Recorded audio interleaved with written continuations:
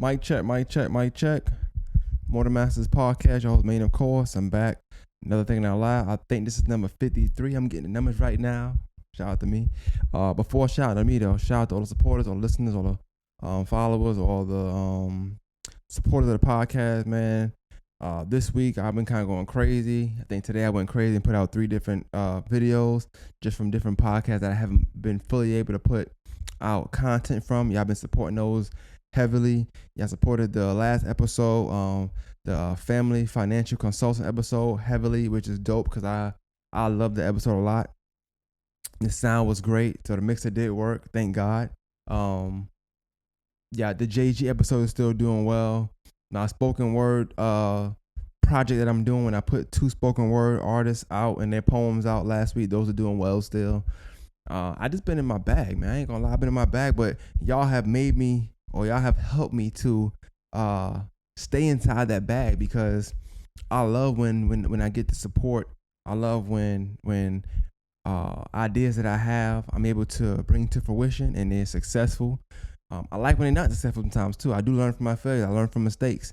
But I love the wins. You know what I'm saying? I do love the wins. I'm not gonna lie. They've been feeling, the wins have been feeling good on me lately. I don't know if it's out of focus. Okay, I'm in focus. It's cool. Hard to tell. I'm shooting kind of different right now, so forgive me. But yeah, man. Shout out to y'all. Shout out to supporters, man. For real. It's very surreal when I get that amount of support. But I like the fact that I think what I like the most about the supporters and just the support that I do get from people who like the podcast is that my mission statement, like what I have in my mind, my idea of what the podcast is supposed to mean and what I want it to mean to the city, it just aligns with why you guys support me. And that's dope. Like, that's the dopest feeling I think I have with my podcast. The amount of shares, the views, whether it's sponsorships, whether it's recognition, whether it's comments, messages, they're dope too. I love those too. But I think the main thing is just the fact that my mission, my goal, my whys behind a lot of the content I put out aligns with why people support what I put out, why people rock with what I put out. So I think that's the dopest thing, like, because that's very hard to do. It's very hard to align the mission with why people really like what they like. You know what I'm saying? I'll give you an example because I'm a talker. People like the dollar store, right? They like the dollar store because it's cheap, right? But it don't necessarily align with what the mission is. You know what I'm saying? It's just, I like that though. I like the fact that my platform, my podcast aligns with why people supported my mission, because it's very hard to do. It's very rare to do in America too. So shout out to y'all, shout out to me, shout out to everybody. I want to support Weirdo Clothing. You know what I'm saying? Shout out to him. I'm gonna have him on the podcast too, man. I know I've been talking about having you on, doing to have you on. It's one of my favorite shirts. Bring another one, different color. Bring me 2 shirts. Matter of fact, I'll pay for them if I have to, but if I ain't got to, I ain't gonna try to pay. But bring me 2 shirts. I definitely want you on the podcast, man. Shout out to you, man. Yeah, episode's been doing really, really great. Like I said, the YouTube's been doing okay. I try to put snippets out. When I put the snippets out, I try to put the link with it just in case you like that snippet. Go watch the full episode. Right? That's just something I like to do. I'm not saying everybody got to do that. I'm not saying I want everybody to do it. Everybody do it my way. No, but that is a dope thing to do. If you're in this field.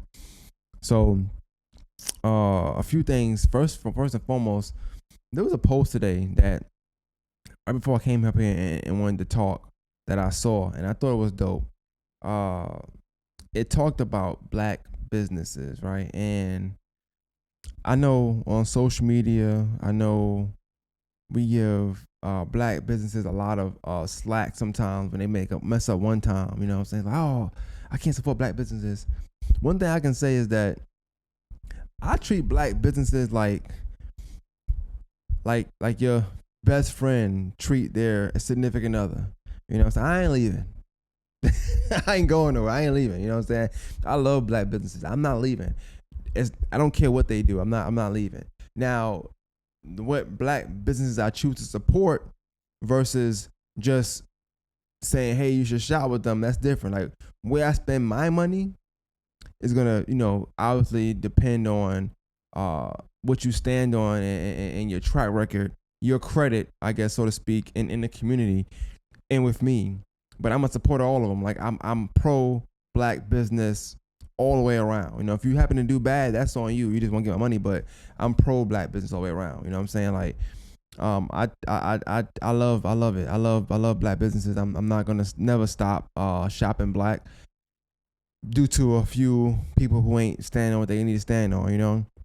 But one of the things I said in that, I commented, and I was like, you know, people want the look of owning a business, right? They want this look of owning a business. They want this look of I run something. I'm in charge of something until it's time to be in charge of something. They want this look like, oh, that's me, until it's time to stand in front of something and say that's me. Because that's me also means that when something is going wrong, you got to stand and say, oh, it's my business. That's me. When something going right, that's my business. That's me. You know, when things are stagnant, it's my business. That's me. That's what that means, you know. But everybody don't want that. Everybody want that one side of it. They don't want the middle, or they don't want the backlash of it. They want that one side. On top of that, just putting the work in. Business is a lot of work. I had the family financial consultants on, Mr. Donald and Mrs. McKell Doe, and one thing he said I thought was probably one of the best things I've heard in a long time is that, you know, wealth is not sexy. Well, neither is running a business.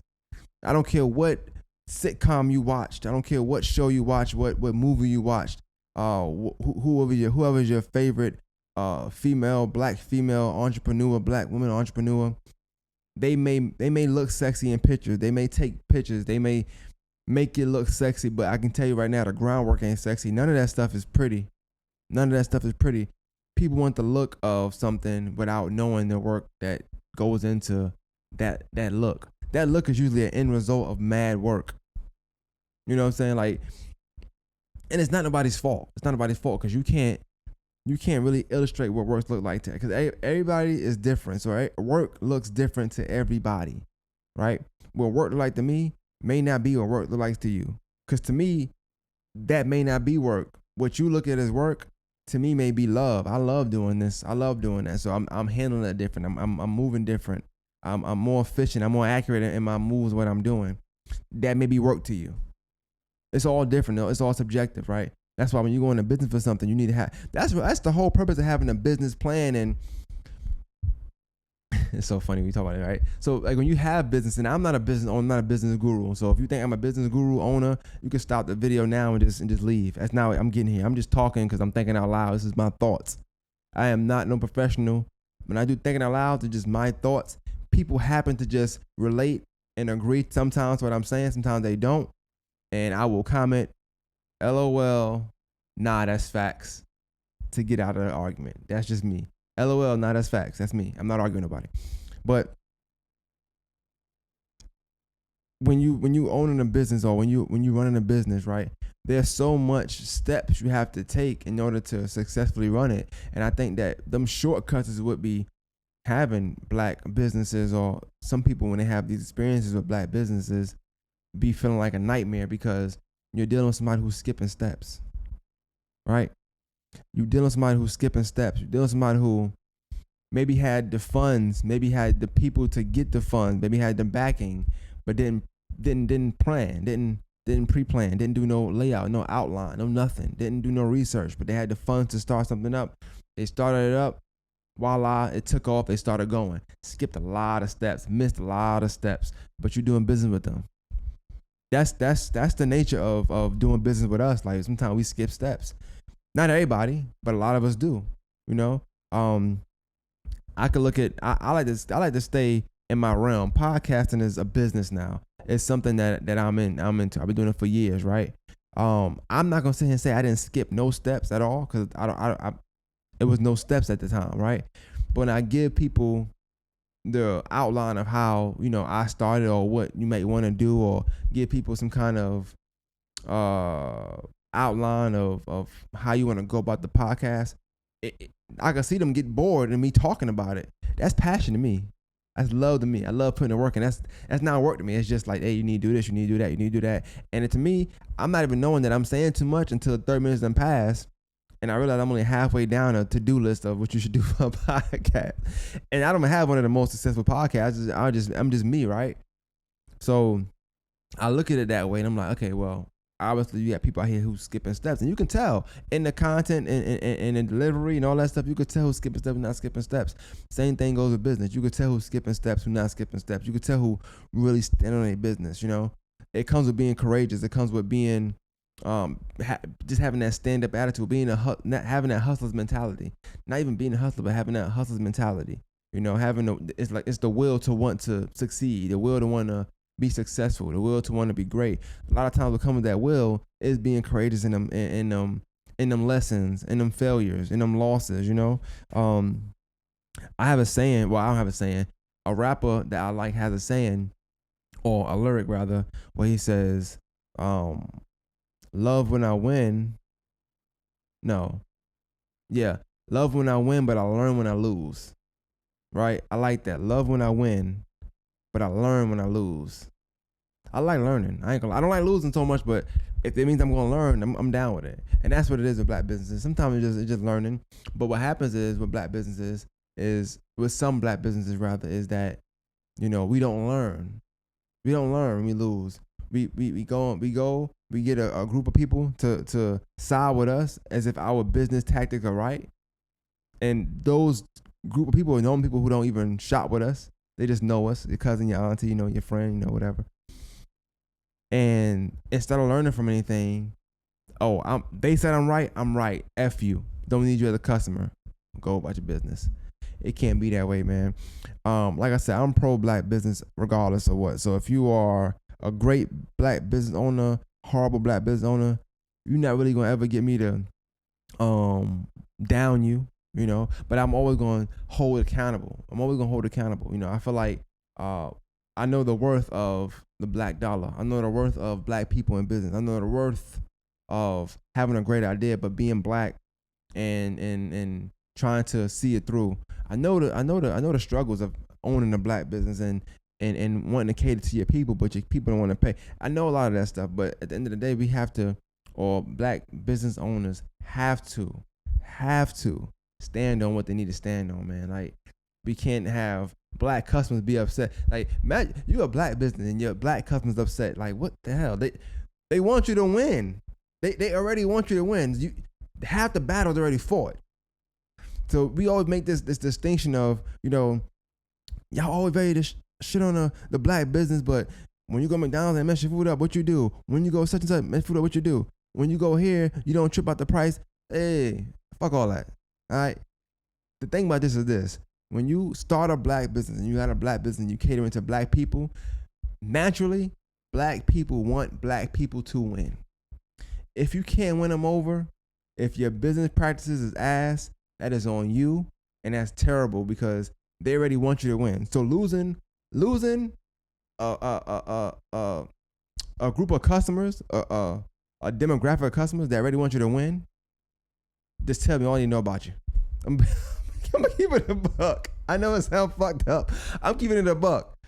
Losing a demographic or losing a certain type of customers that already naturally want you to win is horrible. What you gonna do to people that want to see you fail? Like how you gonna keep them around? I wanted you to win and you still fail. You know, like, come on. So we got to tighten up there, man. But you know, in all facets of life, I feel like what happens is people be faking the funk, man. That's just what it comes down to. People fake the funk, and you have to. For me, I'm able to pinpoint that or identify that very quickly. I don't like people that fake the funk. Those are like, I ain't saying they're the worst people in the world, because you got rapists and pedophilia and they're worse. But faking the funk is horrible, man. You can be fake if you want. I'm just saying faking the funk, like acting like you about this or you're this and you not. I don't care whether you in the streets, whether it's urban, community, ghetto type stuff in the hood. I don't care if it's in business. I don't care if it's at work. I don't care if it's at school. I hate somebody that fake the funk. Don't act like you the most intelligent person in the world if you're not. Don't act like you the most gangster person in the world if you're not. Don't act like you stand on your business if you're not standing on your business. Like, I don't like you faking the funk. Just be you. Don't fake the funk. All right? Just be you. You know, faking the like. Like faking the funk, especially in black business or just in black culture and our culture, is bad. Like faking the funk. I'm gonna give you examples of faking the funk. It's like faking the funk. Okay, you don't ever see your kids. When you do see your kid, when you finally see your kids, you taking 1,000 pictures and posting like you athlete, daddy of the year, mom of the year. That's faking the funk. That's horrible. I hate it. That's just me though. I hate it. I hate it. All right, faking the funk. Okay, I'm gonna get this BMW, even though it's a 1998. I like I'm getting money. I'm doing this, that, and third. You ain't paying no bills. You ain't got no place to live. You sleep in a room. You faking the funk. All right, you faking the funk. Okay, it's certain things you can do that you don't have to do. That's the negative thing about faking the funk. I'm gonna say 10 times out of 10, nobody asked you to do that. 10 times out of 10, I can guarantee you, anybody that's faking the funk, nobody asked you to fake the funk. You took it upon yourself to say, you know what? I'm an addict. I'm doing this, even though I ain't doing it. I'm gonna show them. No, you ain't showing me. You ain't showing me shit. You ain't showing me nothing. So I think that'd be the thing. Be people just wanting to fake the funk and manipulate the system, and that give, whether it's black businesses, black culture, just black people, the bad rap. I'm talking to my people when I talk about this, because I've seen it a lot. I've seen it this past couple of weeks, and what I do in my field of work, I see it outside in this kind of line of work with media. I see it online on social media. I see the complaints about black businesses, and I think it don't be black businesses got a bad rap. It don't be black businesses can't be held accountable, can't uphold a great or high business practice. It don't be that. It be that people be faking the funk. Things look good to the eye until you gotta really do it. Everything look cute. You know what I'm saying? It look like it's easy to do podcasts until I tell somebody, until I tell somebody, hey, you gotta, have the lighting, the camera, the audio, microphones, you know what I'm saying? Keep the people energetic, keep enthused, keep them with you for 30 minutes, da-da-da-da. It look cute when you see a 2-minute video, of course, but until you finally got all this working. Okay, I gotta learn how to do this. Damn, how I know what's the sound? What's decibels? What's that? Oh, what that button do? What's that? It look cute. It look cute online in the reels. It look cute. It ain't cute, man. It's a lot of work being put in here. It look cute, interviewing somebody. Oh, I can do that. No, everybody can't do that. Everybody can't interview. Everybody can't talk. Everybody can't do this. So it's anything else. Running a business. Oh, it look cute. I could say I run this and I own it. I don't work for nobody. Okay, it look cute until you got a bad or a slow week in business. It's not cute. It's not cute now. You didn't save the money. You know what I'm saying? There's certain things, just things look pretty. Things look nice to the eye. Things look. That'd be the thing. Like people want the look, and they don't want to put the work in that come with it. Every look that you see that you may like, more times than not, they came with a ton of work before that look. When you see something nice, it came with a ton of work before the look. Whether it's a car, a person, like you see a person and you like, hey, this person, I like the way they think. I like the way they don't get too up or too down. They real disciplined. I'm pretty sure it took a lot of work for that person to get that disciplined. You know what I'm saying? To be that down to earth, to be that free flowing or that outgoing. It takes a lot of work. As people, as places. You know what I'm saying? Like the most beautiful places on this earth took a lot of work. So that'd be my thing. I don't think it's all black businesses. I just feel like, and I feel like the accountability piece, I feel like we do a good job holding black businesses accountable. They already know they messed up one time, sometime for certain people. That's it. Which is a lot of pressure to put on a black business. A lot of pressure to put on a black business. But like I said, if you ain't faking the funk, you be all right. Because you can make a mistake and you can overcome that. You know how many times McDonald's give out wrong food? You think they just started doing that in the 90s? Nah, they were doing that when they first started too. So when people be like, y'all act crazy when y'all go ahead, but y'all don't act like that when y'all go ahead. Trust me, people act up at McDonald's. Do you not watch YouTube? Do you not see Twitter, Facebook? People go on McDonald's, Popeye, Burger King, Wendy's, wherever, be fighting in there. Hitting the damn workers, recording the workers, making them doing like the TikTok and challenges on these workers and stuff. They get it all. You know what I'm saying? It's not like they just do it to black businesses or new businesses open up. Everybody suffer the same things. And however, what you be able to withstand as a small business, black business owner may be different than the McDonald's, the Burger Kings, all that type of stuff. Yeah, that makes sense. You know what I'm saying? That makes a lot of sense. So, The last thing I wanted to touch on, like I said, just stand on business stuff like that. Like I want people to stand on what they stand on. Like if you know you own a business, you know you got uh you know bad business practices. Just improve. I'm not even saying don't own a business. Just improve. I don't have no problem with any black business right now. I do feel like people be lazy, and I don't like that. I don't like that. I think people will sway you a lot of times, and so much of business practice for some people be slick talking. That's also faking the funk. Slick talking is faking the funk. You talking a good game, but you're not really producing. I don't like that. But like I said, everybody's different. I can't expect what's good business to me may not be good business to somebody else. To me, good business is I need this. Oh, I get it done for you. I got that. Cool. Here you go. That's good business to me because in my mind and what I would want in a good business, I want punctuality. I want a nice return time, and I want to be looked at as a priority to you as a customer. I want to be looked at as a priority. So those three things I would look at in business as I need those. For somebody else, it might not be that. They might only care about bulk orders. They might only care about this. Might care about that. So it just makes sense. I mean, for certain people, it makes sense. I'm glad it's the last couple minutes. I don't want to spend too much time on this, but I debated whether I should talk about this or not. And I want to say that a lot of times you kind of wonder. I don't know if y'all do, but I know that I do. I wonder, the way I am. How did I get how I am? How did I get to this level of thinking, of nonchalantness, of my level of emotion that I'm able to give or receive, if any, right? And I think last week I got a taste of what it is. So I hadn't spoke to my pops in a good minute, right? I'm not gonna say we had a falling out, but that's the only thing I can really call it. I didn't fall out, but like I said, I'm not gonna sit here and tell my business or nothing like that. But I think he may have been upset about something, right? It was really out of my control. So it was nothing I can do. And I ain't doing nothing wrong. So I'm gonna make sure that's clear. Something just didn't go his way, right? And that was about in the top of 2021. So it's the top of 2023 now. So 2 years then went by. Haven't spoke to him. He ain't speak to me. I've reached out to him a few times. I might have texted him, happy birthday, happy Father's Day, no reply. Sending pictures of my kids, no reply. Sent messages from their phones to him, no reply. I don't take it, it's what it is, life is life, right? And then last week I finally get a text message from him, and I responded, and then he texted me back. I kind of waited, and I responded again, and it didn't really go anywhere, but we text, we talked, and it really bothered me, man. It really bothered me. It bothered me that and it bothers me now. It bothers me that I feel like he reached out because he needed something, which is fine. It's my dad. I love him to death, so you can't turn. You only get a set of parents. That's it. I got a mother and I got a dad. You only get that. So I want to keep that as close knit as possible. I love him. I love my family. But I felt the way about that. 'Cause I felt like, damn, like if you didn't need nothing, would you have hit me up?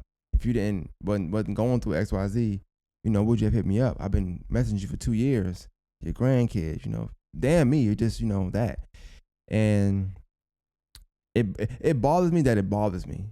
And that's the thing. 'Cause I don't really show emotion too much.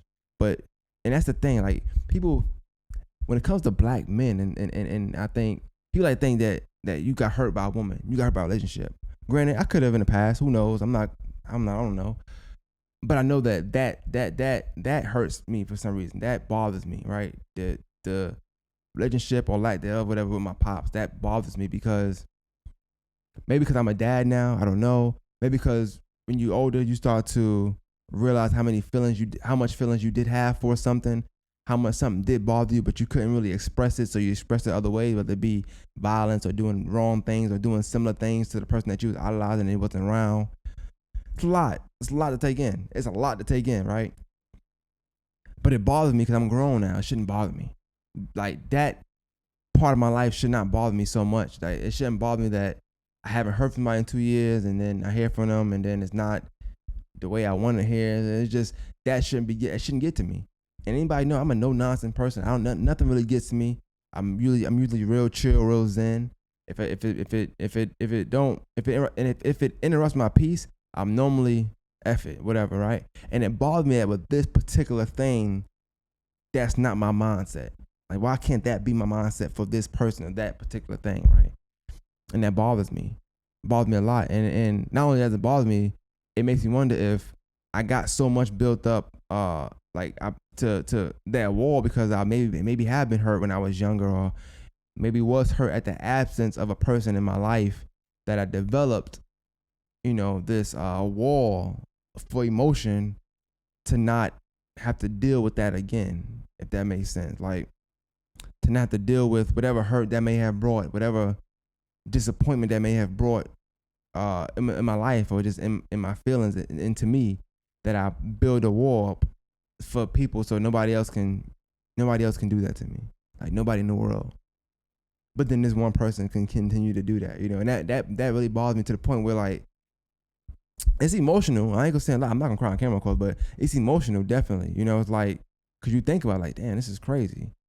I said it before in the past, and you wonder how much of that person, from what you view that person as, how much of that person is you. I know that I got a lot of similarities from my pops. I know that I do. And I don't want to live my life just trying to not have the similarities that he has. I want to be the best me I could be. If that means being like him in some way, form, or fashion, but just being a better version, I'm cool with that. But it's not a competition for me to, like, okay, he was this, I'm better at that. I'm better at that. It's not about that, because that's how you fall into a hole. I'm just living my life. But it's the thought. It's still a thought. I still think about it heavily. Even thinking about talking about this on this podcast, because I don't get too deep into my life that way. But I didn't know who I didn't have nothing else to really.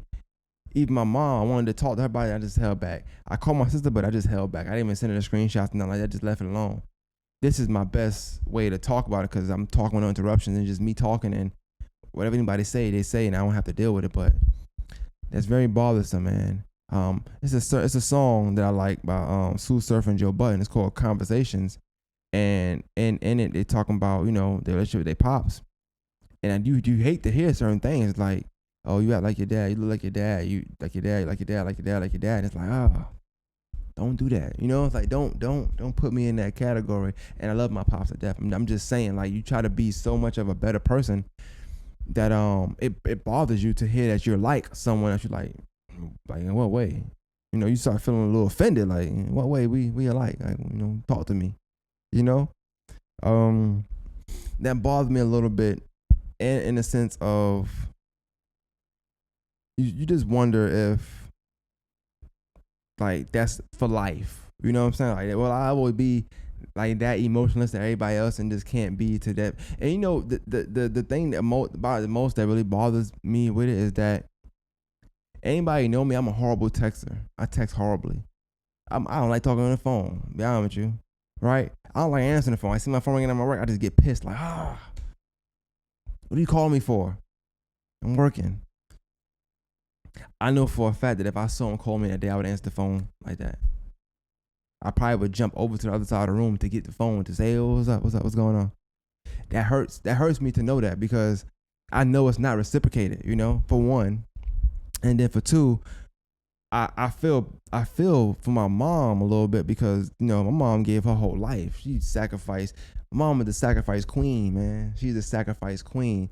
I know she put a lot. Not saying my dad never did, but I'm just saying from what I know from my mom's, what I've seen, she's the sacrifice queen, man. She's put a lot on the line. She's put her name on the line, herself in the line of fire, a lot of things to make sure that we had the things we needed. And it's times where she might text me and I don't text back, and she'll text me back, or she'll see me and be like, damn, nigga, you never touch the phone. You never check your phone. You never do this. You know what I'm saying? Or she might call me and I'm like, hey, what's up? Like I'm in a rush. Like I'm too busy for my moms, And yet, he'll text, and it's like, oh, texting back. I ain't heard from 2 years. But he get this quick response from me. It's, I didn't like that about myself. It's nothing towards I didn't like it about myself, but that's a big rabbit hole to deal with. Like, if I don't know what who listening to this part, or what if a guy, but as a man, if you ever confronted that pops relationship, like, it's tough, man. It's tough, especially when you feel like you're old something, which I never talk about. I just don't feel like I'm old nothing, but I know the hand that I was dealt. I know the hand he was dealt. So I'm very understanding of that, you know. But I also know that life goes on. So life get to life, and that's cool. But life goes on. So let's go ahead and make amends. Let's go ahead and fix these things. Let's go ahead and have a better future. The past is with the past. Let's make a better future. And I think that bothers me a lot too. That we can't. That's not a thing that's being done.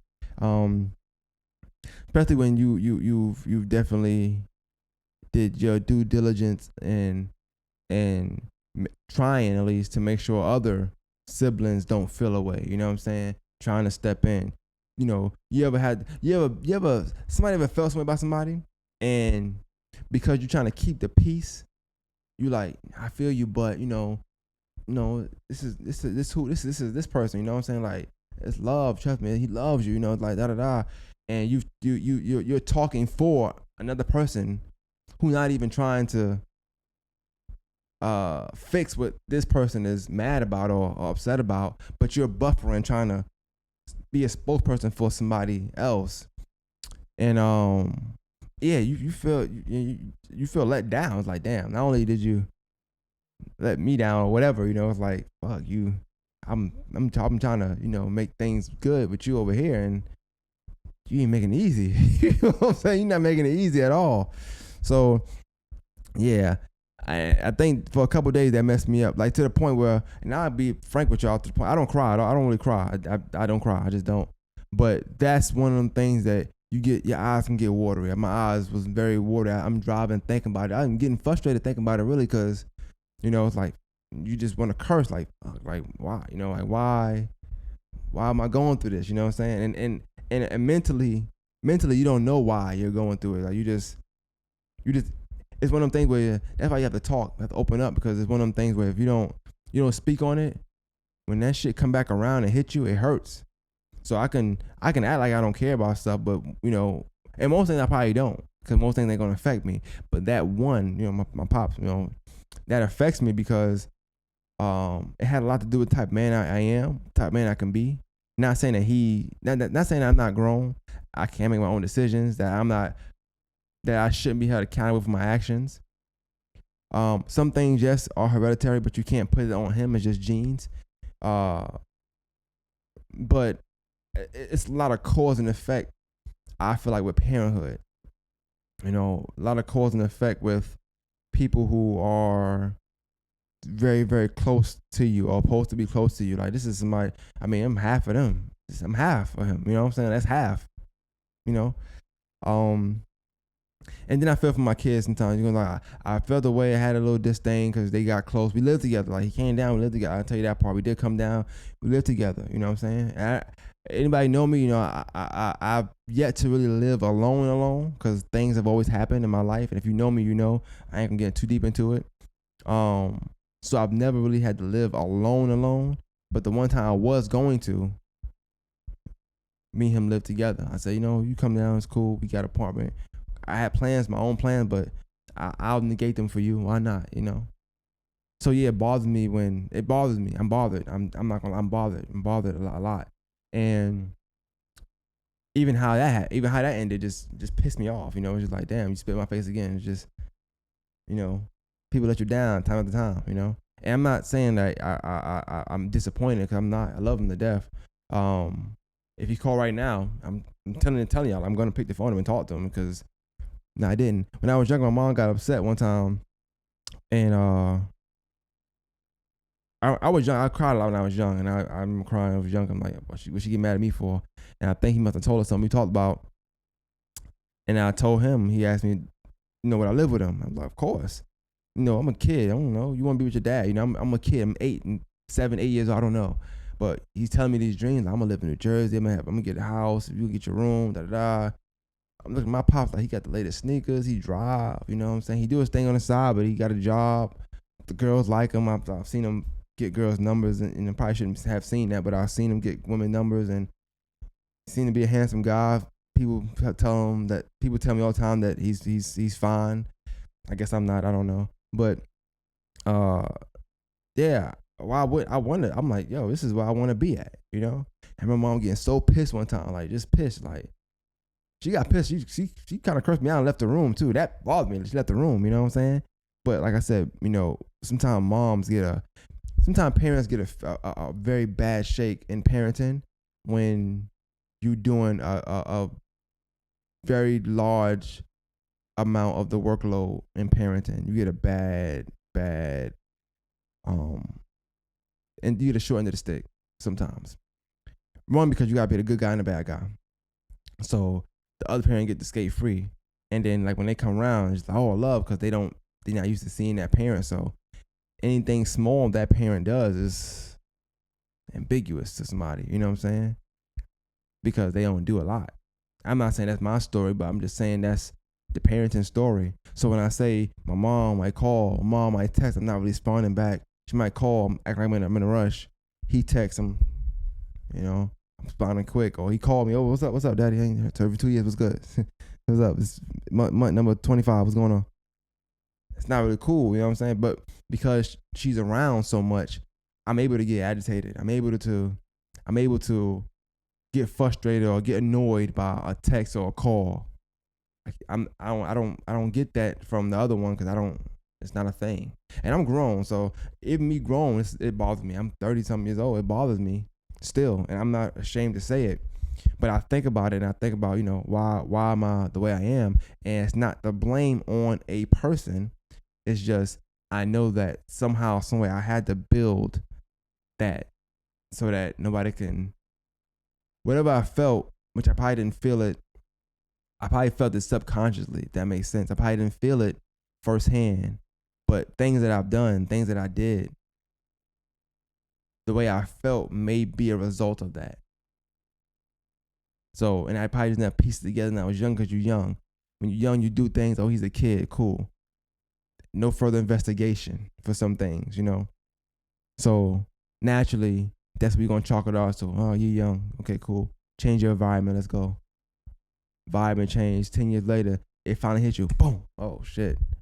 This is why I was acting that way. This is why I was that way. This is exactly why. And being my age now, you start thinking about, like, damn. Okay. And it might not be, but you analyze this life. You analyze your thinking, and you think, okay, that might be the way. So for me, that's just me. So when people say, you know, you mean, or I don't know, you know, you cold, you know, you don't have no emotion, you could chalk it up to your zodiac sign if you want to. You could chalk it up to whatever time of the day you was born or whatever. But and that could be true, but it's genuinely most times reasons why. And I think that's one of the reasons why I think I must have built some kind of wall up, or I built some kind of something to where I feel like nobody's gonna be able to affect me in that way.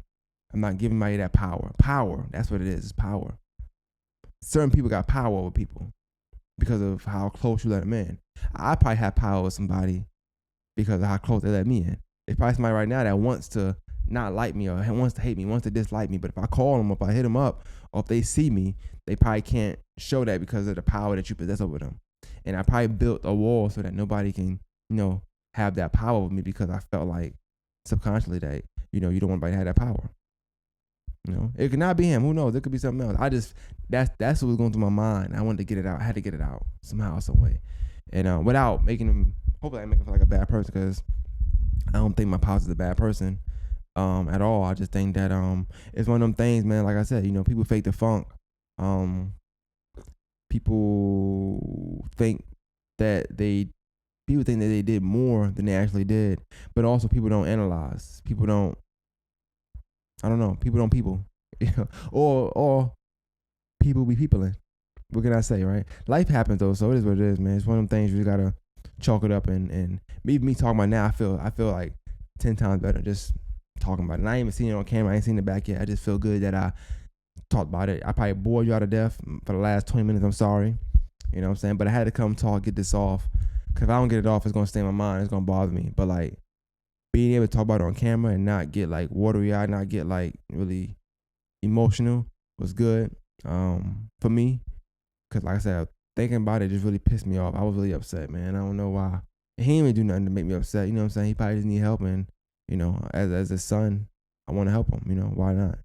But hey man, that's life, man. A lot of unanswered questions in life, a lot of what ifs, a lot of trials, tribulations, a lot of things you got to overcome, a lot of things you got to step on, step over, kick to the side, and that's just life. Life ain't going nowhere until it leaves, so you gotta keep lifing, and that's just that. Once again, man, shout out to the Widow Collection. This is a dope shirt, one of my favorite shirts, man. Need another one, you know what I'm saying? Another Thinking Out Loud, number 53. Stop faking the funk. You know what I'm saying? Nobody asked you to fake the funk, I guarantee you. You woke up one day, looked in the mirror and said, you know what? I don't like who I'm seeing. Let's fake it. Don't do that. Don't do that. One Master's podcast for y'all, man.